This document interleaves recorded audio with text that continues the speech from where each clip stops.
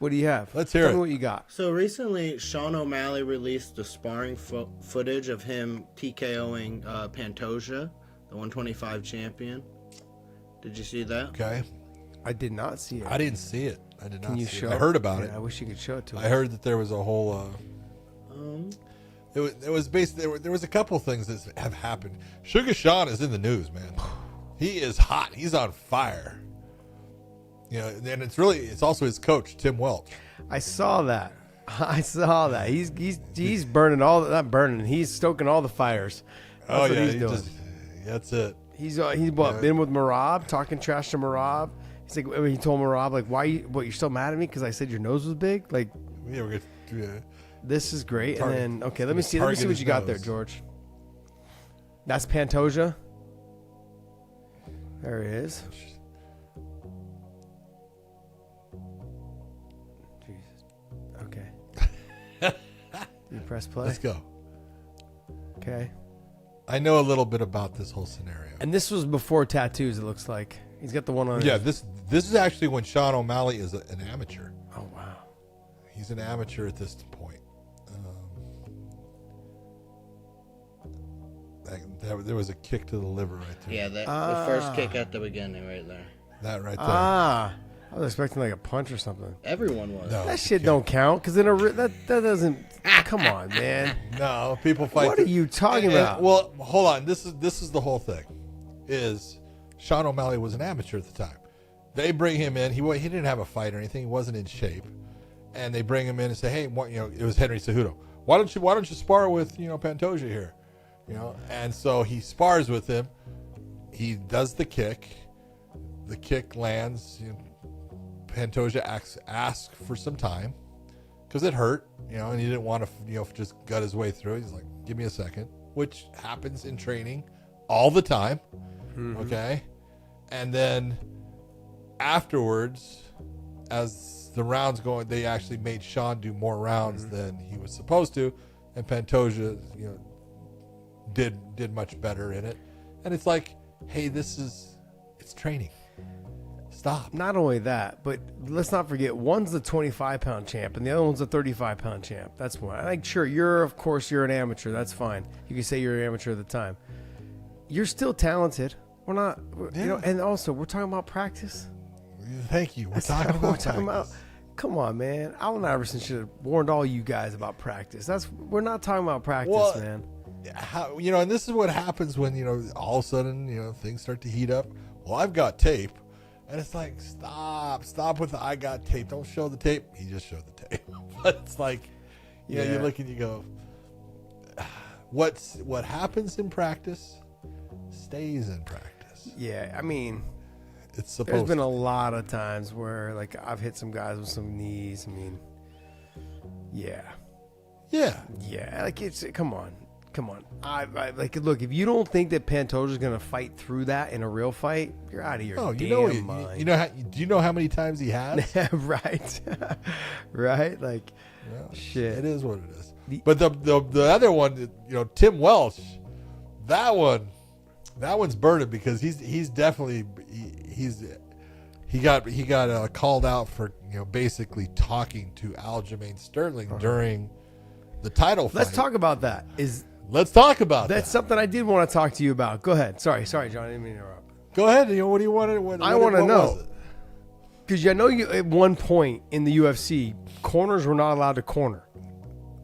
Correct. Corners were not allowed to corner. Corners weren't allowed to corner like during the fight. Correct.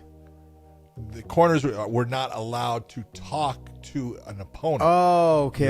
You're allowed to talk to your fighter, but you cannot talk to an opponent or talk to a referee through your fighter either. Meaning, don't worry about the referee; he's an idiot, or don't worry, the referee, he's going to stop the fight. You couldn't do that. You could tell information to your fighter just like you can now.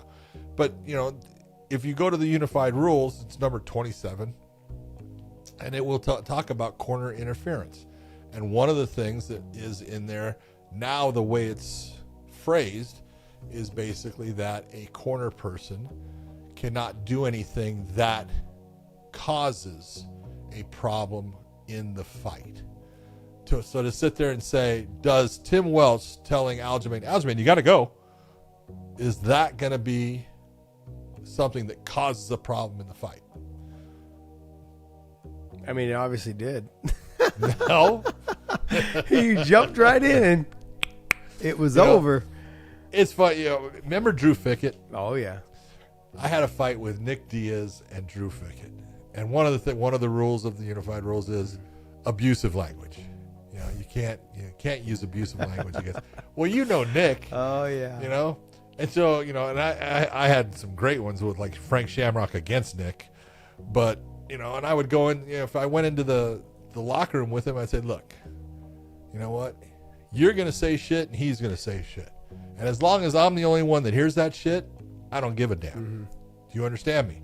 But if it starts to get outside of other people hearing it, then it's going to become a problem. You're going to make it my problem. I'm going to have to deal with it. So don't do it. Just make sure that he can hear it. If I hear it, no problem. Other people are hearing it, it's a problem. And that was based upon Nick Diaz fought Drew Fickett, and I'm doing it right. And he's calling Drew, come on, you fucking bitch. Hey, bitch. Come on, bitch. Hey, bitch. And I'm telling him, hey, Nick, keep it down. Nick, keep it down, right? He's a bitch. Come on, John, he's a bitch. It's like, God damn, dude. Well, I'm trying to help you. But yeah. So you got to look at some things and say, how much effect is it having in the fight? How much of a detriment is that in the fight? You're stretching to say that Tim did something that made Aljamain actually get knocked out. I don't think so. I mean, he said you got to go, and then he went and got clipped. kind of. He didn't say how he had to go. Kind of have a good case. He didn't say. Hey, throw a big looping left. Okay, John. Kind of has a case. But look, we know the commission doesn't like to be wrong, and they're not going to overchange this. They're But I'm simply saying. That's why I said this is a stretch. It's a big stretch. Stretching too much. It is a little unsportsmanlike, but it is. Can be. It is what it is. I mean, look, let's be honest. You should know the sound of your corner's voice. Okay, let's be honest. How often did you hear other voices? Never. There you go. Never. You hear your coach. Yeah. You heard Javier and you heard Bob Cook, and you fucking just zoned in on those voices. It's funny because I had friends that would sit, and they'd always tell me, like, I'm sitting front row, and I'd walk out to the cage. I'd walk you do the little circle around, jog, warm up. You look, you see them all sitting front row. Yeah. Never once did I hear their voice. No. Never. And they're screaming. Never. And they're screaming. The only time I could ever, the Jay-Z fight, I had a cut on the side of my head. I think it was the Jay-Z fight. Yeah, he hit you with an elbow. Yeah. And John Fitch I was touching my head, and John Fitch looked at me and just started yelling at me. Like, what the F are you doing? Fight. Don't worry about your stupid fucking cut. He started yelling at me, and Koscheck was just like, he just didn't know. There was that, and then I remember Kane yelling at me after I rocked Nate. He was like yelling excited, but not yelling me any instructions. I can remember hearing Kane's voice. Yeah. Outside of that, nope, it was always Bob and Hob. Yeah. I remember Dave Camarillo quite a bit. Those three guys.